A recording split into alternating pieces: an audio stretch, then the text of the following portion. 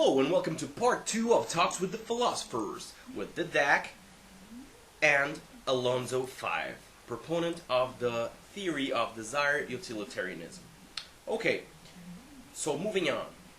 Desire utilitarianism and objective moral relativism, part 2. Thus, objective moral relativism. I'm going over a set of questions that I have been sent regarding my basic moral philosophy.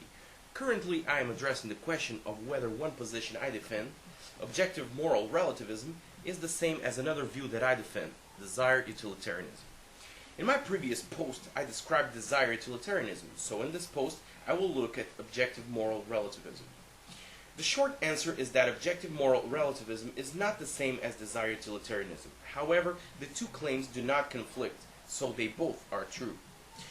Objective moral relativism is a term that I use to confront the popular and hugely mistaken assumption that for moral values to be objective, they must be some sort of property that is intrinsic to actions or states of affairs that somehow signals to us that the action ought or ought not to be done, or the state ought or ought not to be realized.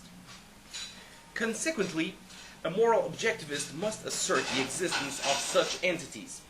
Those who deny their existence are moral relativists, who hold that morality is nothing more than the unfounded whim of the person making the moral claim.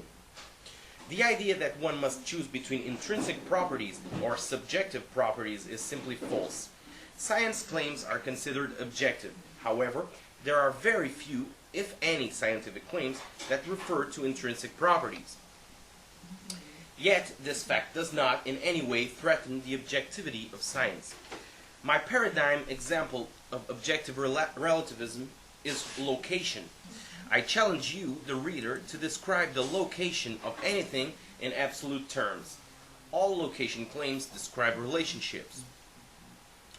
They point out where one thing is by describing its relationship to another thing. The keys are on the table. Denver is in Colorado. I am at home. Yet scientific research papers are filled with location claims. Surprisingly, nobody ever thinks to assert that scientific research isn't real science if it contains a location claim. Another fact about location claims is that the decision as to what describe an object's location relative to it is a matter of whim. We give the location of many things on Earth relative to an imaginary line drawn between the North and South Pole through Greenwich, England. But why Greenwich, England? Can any researcher anywhere in the world provide me with a scientific argument providing that Greenwich, England is the one and only correct place to use for 0 degrees longitude? Or is it the case that this reflects a substantially arbitrary choice by a bunch of men who simply agreed to use this line? Yet, even with this arbitrary, unfounded decision to use Greenwich, England, as the point for 0 degrees longitude, we still do not have an objection to the claim that a statement is in a scientific paper giving the location of an object in terms of latitude and longitude is an objective scientific claim.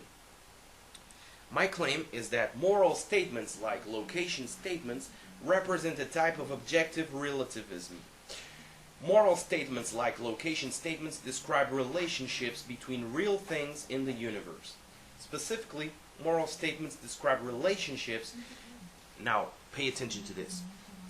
Specifically, moral statements describe relationships between malleable desires, those desires that can be molded through social forces such as praise and condemnation, and other desires.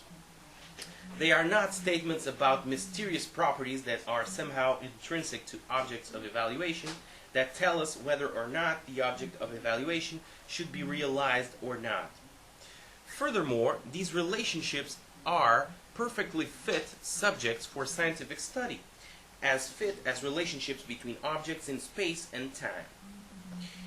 They exist as a part of the real world. Nobody has the power to alter these relationships simply by changing their mind about them, any more than they have the power to move a star trillions of miles through space simply by changing their mind on where the star is, or to move their keys to their coat pocket simply by believing, "My keys are in my coat pocket." The next objection, usually to come up, asks on what basis I am justified in calling these particular relationships morality. My answer is, call them what you want. It does not matter in the end. In just the same way that choosing Greenwich, England as the starting point for latitude and longitude has no relevance in the objective location of things on Earth, what we choose to call morality has no relevance what it and is not true about relationships between desires and states of affairs. If X is a desire that people generally have reason to promote or to inhibit through social forces such as praise and condemnation, then X remains a desire that people generally have reason to promote or to inhibit, regardless of what we call it. Just as the longitudinal distance from Greenwich, England to Denver, Colorado remains the same regardless of what location one arbitrarily decides to call 0 degrees longitude. So in short, objective moral relativism says that moral statements do not refer to intrinsic moral properties. Instead, they refer to relationships that exist in the real world that allow moral claims to be objectively true or false. Desire utilitarianism holds that the specific relationships in question are those between malleable desires, desires that can be molded through social forces, and other desires. So this was part 2. I hope you enjoyed it. See you in the next installment. You can't touch this. You can't touch this.